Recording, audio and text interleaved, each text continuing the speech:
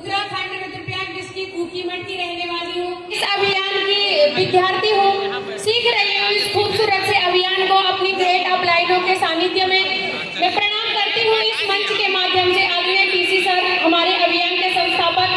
प्रणाम करती हूँ सभी रिस्पेक्टेड कोर लीडर और प्रणाम करती हूँ पूरी यूथ टीम का जिन्होंने इतना बड़ा आयोजन किया।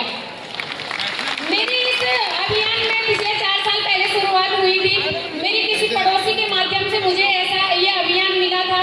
शुरुआत में मैंने सीरियसली नहीं लिया इस काम को, क्योंकि 2 वक्त की रोटी के लिए बहुत ज्यादा स्ट्रगल नहीं करना पड़ता था और ऐसा नहीं लगता था कि इस काम की जरूरत है, क्योंकि आसानी से जो है 2 वक्त की रोटी मिल जाती थी। लेकिन उसके बाद मेरे जीवन में एक ऐसी घटना हुई जिसने जो है मुझे हिलाकर रख दिया अंदर से, और ये हो गया था कि अब जीवन आगे जीना है, ये यही खत्म करना है। क्योंकि मेरे 2 छोटे छोटे बच्चे थे, मेरी एक बेटी 4.5 साल की और बेटा 2.5 साल का। तो 2 छोटे बच्चों के साथ में जो है मेरे पति ने मुझे छोड़ दिया था और ऐसे लग रहा था कि मैं कौन सा तरीका अपनाऊं जिससे मैं अपने आप को ही खत्म कर दूं।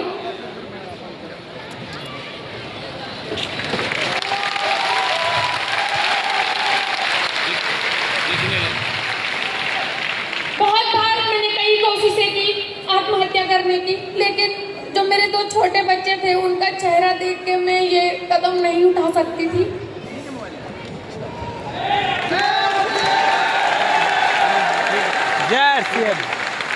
फिर जब मेरी इस संघर्ष भरी जीवन की शुरुआत हुई तो मैंने सिलाई के काम से शुरू किया। सिलाई से शुरू किया और लॉकडाउन के टाइम पे मेरी ऐसी परिस्थिति थी कि मेरे पास 100 रुपया तक नहीं था। तो सिलाई से शुरुआत की, थोड़ी बहुत 4-5 हज़ार रुपये इकट्ठा किए। उससे मैंने कुछ लेडीज कॉस्मेटिक सामान खरीदा गांव में, उसको बेचने लगी, मेलों में ठेलियां तक लगाती थी। लेकिन उसी बीच मेरे जीवन की सफल मार्गदर्शक मेरी अपलाइन सुषमा बिष्ट दीदी मेरे जीवन में आई और उन्होंने मुझे इस अभियान का विजन क्लियर करवाया। उन्होंने मुझे बताया कि बहन, आप भी जो है कब तक सिलाई करती रहोगी, आप इस काम से बहुत बड़ा काम कर सकते हो इस अभियान के माध्यम से। और ये अभियान महिला सशक्तिकरण पे काम कर रहा है। मैंने कहा मैं कैसे कर पाऊंगी। उन्होंने कहा आपको जो है ऑनलाइन मीटिंग अटेंड करनी है और सीखना पड़ेगा यहाँ पे। तो मैंने कहा दीदी माफ करना, मेरे पास बटन वाला फोन है, मैं नहीं सीख सकती हूँ, मैं कैसे करूँगी। तो उन्होंने कहा अगर कामयाबी चाहिए तो टूल्स बहुत जरूरी है, तुम्हें लेना पड़ेगा। तो मैंने अपनी माँ से रिक्वेस्ट करके एक फोन मंगाया था और मेरी माँ ने मुझे फोन दिलाया था 9,000 रुपये का। काम करने का कोई बड़ा मकसद नहीं था शुरुआत में, क्योंकि मुझे समझ नहीं आ रहा था, क्योंकि जो मेरी अपलाइन है वो बहुत अच्छी खासी पढ़ी लिखी महिला, उनकी एजुकेशन के बारे में मैं क्या बताऊं, क्योंकि मुझे पता ही नहीं है कि वो डिग्रियां क्या होती है। उनको कहते हैं कि B.Ed M.Ed क्या क्या कर रखा है, UTED CTED पता नहीं क्या क्या बोलते रहते हैं वो। तो मैंने कहा ये शायद पढ़े लिखे लोगों का काम है, क्योंकि मैं सिर्फ हाई स्कूल हूँ।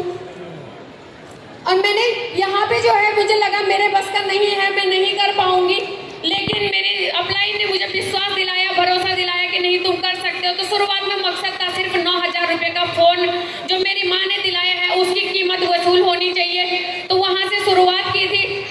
एक ऐसे घर में मैं रहती थी जहाँ पे बारिश के दिनों में हम पूरे बिस्तर पे सो नहीं पाते थे।